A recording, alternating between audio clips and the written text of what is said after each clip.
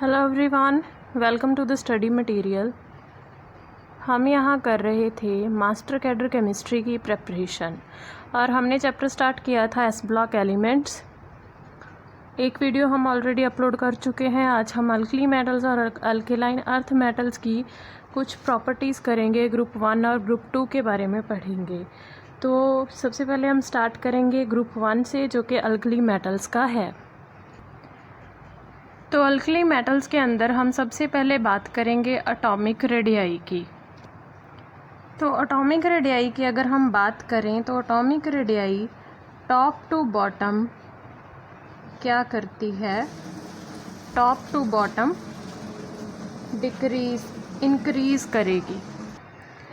तो अब top to bottom atomic radii increase क्यों करती है? उसका रीज़न ये है कि जो इफ़ेक्टिव न्यूक्लियर चार्ज है, इफ़ेक्टिव न्यूक्लियर चार्ज, क्योंकि इफ़ेक्टिव न्यूक्लियर चार्ज जो है वो डिक्रीज़ कर जाता है, और अगर इफ़ेक्टिव न्यूक्लियर चार्ज डिक्रीज़ कर गया तो इसका मतलब कि न्यूक्लियर चार्ज कम है, तो न्यूक्लियस के आसपास जितने भी इलेक्ट्रॉन हैं उनको न्यूक्लियस कम पावर से अब अट्रैक्ट करेगा, तो साइज़ जो है वो बड़ा हो जाएगा, एटॉमिक रेडियाई भी बढ़ जाएगी।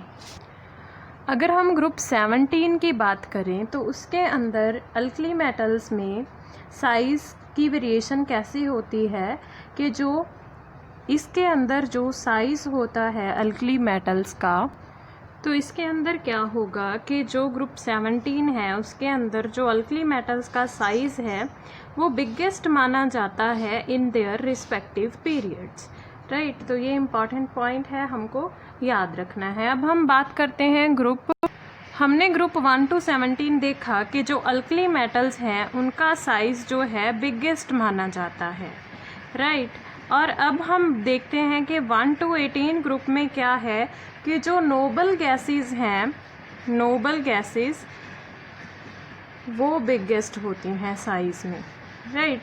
तो ये दो इम्पॉर्टेंट पॉइंट्स हैं, हमको याद रखने हैं।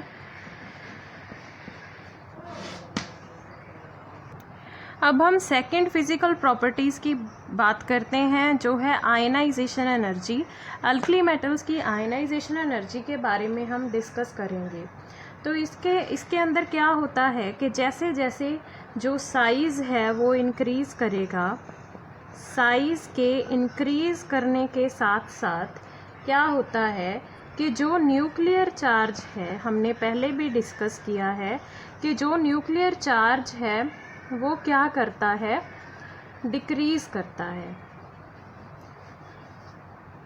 ये दोनों साइज़ और न्यूक्लियर चार्ज एक दूसरे के इन्वर्सली प्रोपोर्शनल हैं, ठीक है। तो आयनाइजेशन एनर्जी कैसे वेरी करती है? आयनाइजेशन एनर्जी जो है वो एटॉमिक रेडियाई के इन्वर्सली प्रोपोर्शनल होती है, राइट।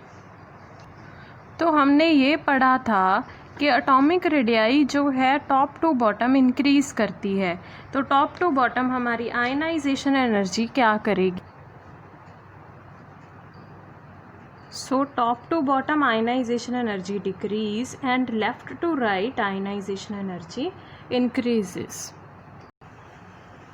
हमें पता है कि आयनाइजेशन एनर्जी क्या होती है? Tendency to lose electron. अब अगर हम फर्स्ट आयनाइजेशन एनर्जी की बात करें कि फर्स्ट इलेक्ट्रॉन को रिमूव करने के लिए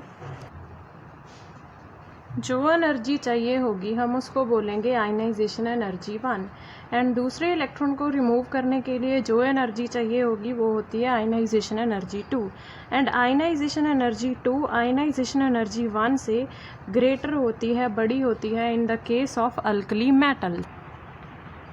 नेक्स्ट हम बात करते हैं मेल्टिंग एंड बॉइलिंग पॉइंट्स की। तो मेल्टिंग एंड बॉइलिंग पॉइंट्स क्या करते हैं? डिक्रीज़ करते हैं डाउन द ग्रुप।